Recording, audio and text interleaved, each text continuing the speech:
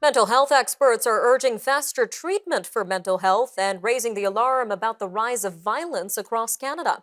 Amanda Butler, a BC criminologist and health researcher, says studies show that most acts of violence are not committed by people with mental illness. In fact, she says they are more likely to be victims of violence or self-harm. She says governments should rely more heavily on a poverty reduction solution because if people have their basic needs met, their illness is less likely to worsen. Jonathan Morris is an executive with the Canadian Mental Health Association. He says the current emphasis is on people reaching a particular point in their illness before they get treatment. And he says recent violent incidents show that there is a clear need to treat mental illness early instead of waiting until a serious crime happens. Well, with us now to discuss the issue of mental health treatment in Canada is Mr. Jonathan Morris himself. Sir, welcome to Forum Daily. Thanks so much. Can you hear me okay? Yes, definitely. Now, as we mentioned, there's a lot of concern around this rise of random cases of violence happening in Canada. So, what has your organization been seeing with regard to random violence and mental health?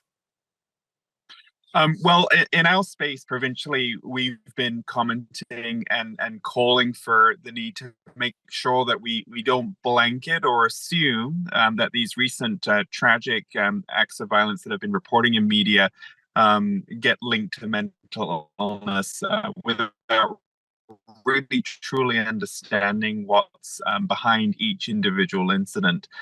So that's been our perspective is really encouraging recognition similar to what understand what's behind each case before we make a claim that mental illness was the cause or the driver for each of these incidents. And just to clarify for our viewers, this is CMHA British Columbia. So when you mentioned provincially, you're talking about British Columbia. Now, another thing you mentioned is the current system puts emphasis on people reaching a certain point before getting help. Can you tell us a little bit more about how the system operates like this? Yes, and I think this is a situation that exists across this country, in that um, in so many of the stories that we hear at the Canadian Mental Health Association are from people who have attempted to seek help or reach help, and they go through stages of illness where they gradually get worse and worse, and that particular challenge means that by the time that they are able to access care or access help, they are at a point in crisis. We are making strides, and in British Columbia, we're seeing those strides happen. We're seeing progress in some key areas like crisis response teams and a bigger emphasis on prevention and early intervention.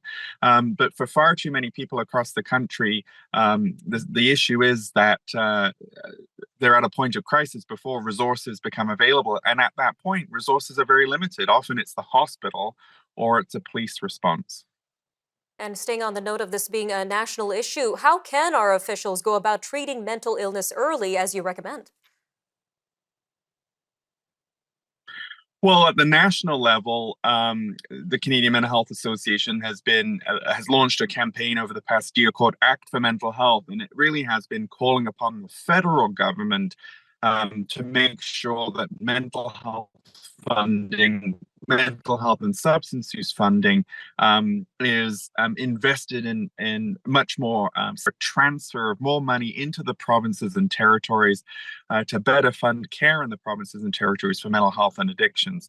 That didn't happen with the last federal budget, but meanwhile, provinces, and I think BC is a notable example. It's investing significantly. It just invested $1 billion in the area of mental health and substance use, but is to get funding at a national level on the same kind of footing as physical health care going forward. So that would make a huge difference for federal decision makers to boost that funding to the provinces and territories.